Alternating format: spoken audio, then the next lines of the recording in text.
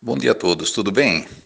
Hoje eu queria dar sequência àquela experiência que eu comecei ontem, quando eu contei que fiz 3 palestras com pastores diferentes em uma igreja aqui do meu bairro chamada Igreja Apostólica. Eu contei ontem a segunda vez que eu conversei com um pastor lá dentro dessa igreja.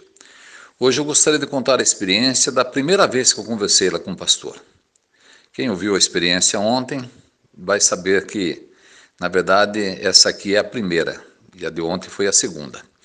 Bem, a experiência começou da seguinte forma. Eu estava aqui na minha casa, um domingo, já por volta de meio-dia, e um casal de irmãos me procuraram para dizer que no trabalho de campo bateram em uma igreja e que o pastor dessa igreja, um jovem muito educado, mostrou-se bastante receptivo e que conversaram sobre o assunto eles falaram trindade, mas na verdade depois eu descobri que era unicidade, né? Que na verdade é a mesma coisa que trindade. Que esse pastor havia dito que Deus e Jesus são a mesma pessoa, o mesmo Deus. E aí ele pediu para que levassem ali para conversar com ele um ancião, que ele queria conversar com um ancião. E aí esse casal me procurou e perguntou se eu poderia, no domingo seguinte, ir até esse pastor juntamente com o irmão, né? O irmão que estava aqui com a esposa. Falei, sem problema nenhum, vamos sim. Aí combinamos e no domingo seguinte eu fui com esse irmão até a igreja lá e ali encontrei uma pessoa totalmente diferente daquele pastor que eu comentei ontem. O pastor que eu comentei ontem era muito rude, muito agressivo e era um homem forte. Esse, ao contrário, ele era um rapaz jovem, um rapaz franzino, extremamente educado, muito gentil, que nos convidou para entrar, para que pudéssemos palestrar dentro da igreja. Aí nós sentamos ali, ele nos deixou muito à vontade e conversamos sobre alguns assuntos assim brevemente, inclusive ele nos contou que tinha vindo do Rio Grande do Sul para pastorear essa igreja. E depois das apresentações, ele pegou uma folha datilografada, uma série de versículos, que segundo ele aqueles versículos tinham sido datilografados e mandados para ele por um pastor americano, acredito eu que pertencente ao ICP lá nos Estados Unidos, e que esse pastor ali mostrava com uma série de versículos que Jesus e Deus, e assim como o Espírito Santo, eram o mesmo Deus e a mesma pessoa. Que eles não eram trinitaristas, mas eram unicistas. Mas eu, claro, unicista e trinitarista é a mesma coisa, só muda de nome. Aí eu pedi licença, se ele poderia deixar eu dar uma olhadinha naqueles versículos que estavam ali naquela folha, e ele gentilmente me cedeu. E eu dei uma corrida com os olhos e devolvi a ele, né? Falei, bom, então você fica à vontade, né? Você pode provar para nós que Deus, né, Jesus e o Espírito Santo são a mesma pessoa. Aí ele veio com 1 João 5,7, né? Um texto que os irmãos conhecem bem, e o texto na edição revista e corrigida da tradução João Ferreira de Almeida diz assim, olha, porque 3 são os que testificam no céu, o Pai, a Palavra e o Espírito Santo, e esses 3 são um. Aí ele virou para mim e falou assim, tá vendo, Pedro? Aqui está claro, olha, 3 são os que testificam no céu, o Pai, a Palavra, o Espírito Santo, e os 3 são um. Então não tem o que contestar, é bíblico. Aí eu falei, realmente o texto é bastante interessante, né, fulano? Pena que seja espúrio, né? Isso aí é muito triste para vocês terem que saber que o texto é espúrio. Como espúrio? Eu falei, não, o texto é espúrio, não existe. Essas palavras aí, presos que testificam no céu, o Pai, a Palavra, o Espírito Santo, e esses 3 são um, essas palavras aí, na maioria das traduções mais fidedignas, não existe. Inclusive aqui eu tenho várias traduções aqui que não são editadas, não são feitas pelas Testemunhas de Jeová, e no entanto mostram que o texto, essas palavras são acrescentadas, não existem essas palavras. Aí ele falou, não, existe sim. Eu falei, não, tanto que não existe, que a pessoa que mandou para você essa folha aí com esses textos datilografados, ela foi muito esperta. Ela não colocou esse texto aí. Eu tinha dado uma corrida de olho e já tinha visto que esse texto não estava. Ele falou, não, está aqui sim, senhor Pedro. Imagina, esse texto é fortíssimo para provar a unicidade. Eu falei, não, você pode olhar. E ele questionando que o texto estava ali na folha. Eu falei, não, você pode olhar que não está.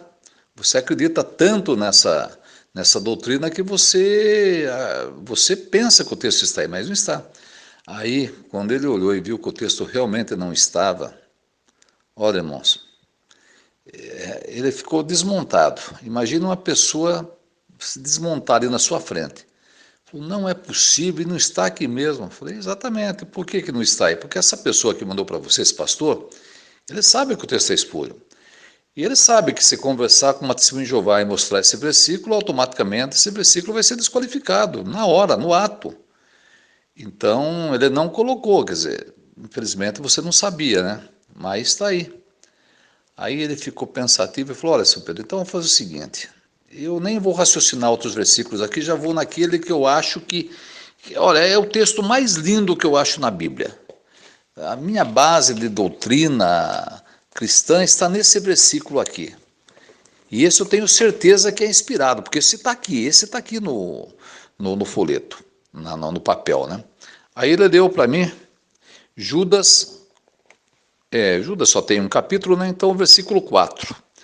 Então o versículo 4, a tradução Almeida, edição revista e corrigida, diz assim, Judas, porque se introduziram alguns que já antes estavam escritos para este mesmo juízo, homens ímpios que convertem em dissolução a graça de Deus e negam a Deus, o único dominador e Senhor nosso Jesus Cristo.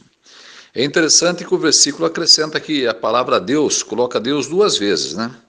Em dissolução a graça de Deus, e olha novamente, e negam a Deus, colocam pela segunda vez a palavra Deus, e aí emendam com Jesus, ó, o único dominador e Senhor nosso Jesus Cristo. Então, ele entendia, né, e o papel lá, o versículo que estava no papel, datilografado, realmente queria dizer isso, que Jesus é Deus. Então está aqui, Jesus é Deus. E esse texto, eu já tenho visto ele em muita literatura da cristandade tentando provar que Jesus é Deus, porque ele se baseia na Almeida, edição revista e corrigida. Aí ele falou, tá vendo, senhor Pedro?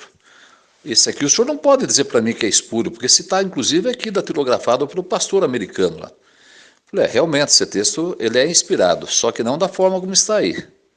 Esse texto, da forma como está aí, ele está totalmente, principalmente a parte final aí, totalmente fora do contexto. Isso aí está errado.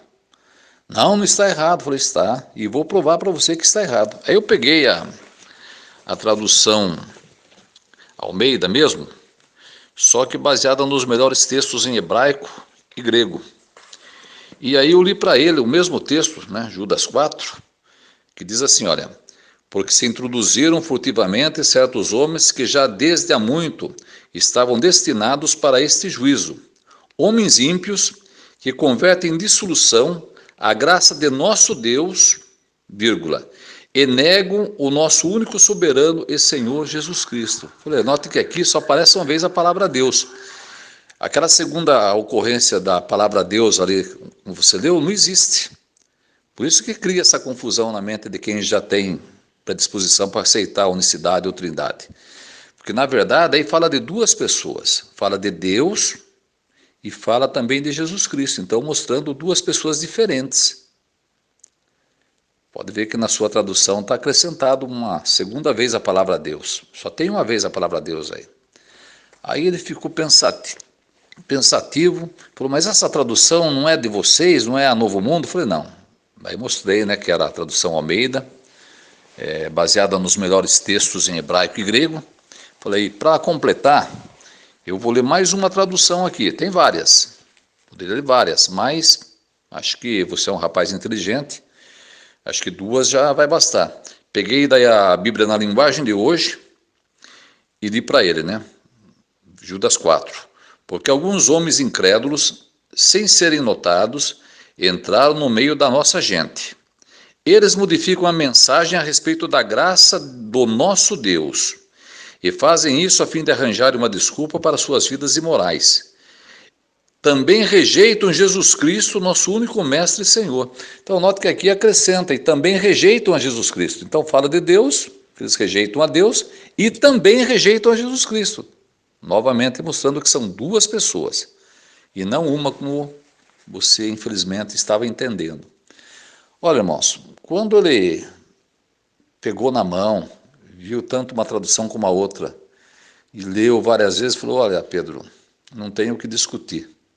Nem vou analisar os outros versículos, porque se esses dois que eu achava que eram os mais fortes, especialmente esse Judas 4 aí, que para mim toda a minha fé estava baseada e alicerçada nesse versículo, eu nem vou discutir os outros. Dobrou a folha, colocou no bolso. Imagine uma pessoa deprimida. Eu cheguei a ter pena dele, não só eu, como o irmão que estava comigo também. Porque notamos que ali estávamos diante de uma pessoa sincera, que ele acreditava piamente naquilo que ele estava defendendo, mas que ali tem em outras palavras, né, derrubado o mundo dele, por assim dizer. Bem, aí conversamos ali amigavelmente sobre outros assuntos, ele já deixou, já nem abria mais a Bíblia, né, concordava com tudo, e nós despedimos amigavelmente e viemos para casa. Naquela semana, eu trabalhei depois no campo, ali nas regiões circunvizinhas ali da igreja, e aí conversando com uma senhora que frequentava aquela igreja, sem eu falar nada da palestra, ela disse para mim o seguinte, aconteceu algo interessante, né, na nossa igreja essa semana, o pastor aí que veio do Rio Grande do Sul, um rapaz jovem, um rapaz muito bonzinho, olha, um pastor excelente, ele deixou a igreja. Deixou a igreja? Não sei porquê, ninguém sabe porquê, mas ele simplesmente falou que não ia ser mais pastor da igreja e abandonou a religião, abandonou a igreja. Então eu fiquei pensando, né? Será que ele voltou para o Rio Grande do Sul? O que será que aconteceu com esse rapaz? Eu não ouvi mais. Sei lá. Se ele voltou para o Rio Grande do Sul, será que entrou em contato depois com alguma testemunha de Jeová? Mas Jeová que conhece o coração, né? Será que um dia vou saber que esse rapaz se tornou testemunha de Jeová? Quem sabe? A verdade é que o testemunho foi dado, a semente foi plantada, e eu vi que ele entendeu plenamente que aquela doutrina que ele defendia veementemente era uma doutrina falsa. E o fato depois de ele ter abandonado a igreja, né, ter deixado o cargo de pastor e ter saído da igreja, prova que aquilo mexeu profundamente com ele. Então essa experiência que eu tinha para contar para os irmãos hoje, um bom dia a todos e que Jeová continue nos abençoando e nos protegendo.